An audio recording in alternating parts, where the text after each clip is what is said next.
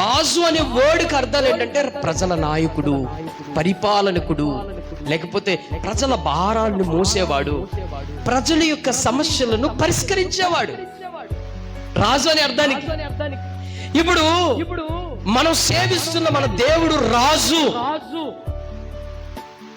That's King Jesus Christ.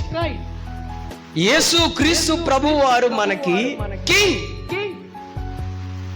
ఆయన ఒక్కరికే కింగా, ఒక రాష్ట్రానికే కింగా, ఒక దేశానికే కింగా, పోనీ కొంతమంది జాతి వారికే కింగా, ఇశ్రాయేలు ప్రజలకు వారికే కింగా? No, the world king. ప్రపంచానికే రాజు అయిన, ప్రపంచానికి దాదాపు 255 దేశాల ప్రజలందరికైనా రాజు. చాలా మంది ఇశ్రాయేలుకే ఆయన రాజు, లేకపోతే ఇశ్రాయేలు దేవుడు, లేకపోతే తెల్లవాడు దేవుడు అనుకుంటారు. నో, యేసు క్రీస్తు అందరికీ ప్రభువు. అపోస్తల కార్యముల 10వ అధ్యాయంలో క్లారిటీగా భక్తుడైన పేతురు వివరిస్తున్న మాటలు మనకు తెలుసు. యేసుక్రీస్తు ఎంతమందికి ప్రభు? కొందరికేనా?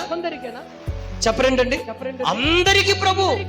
మరి రాజు ఒక్కరికేనా? అందరికీ రాజు. అందుకే నీ రాజు ఏం చేయాలి? ఈ రాజు ఎవరి కోసం వచ్చాడంట? మన కోసమే వచ్చాడు.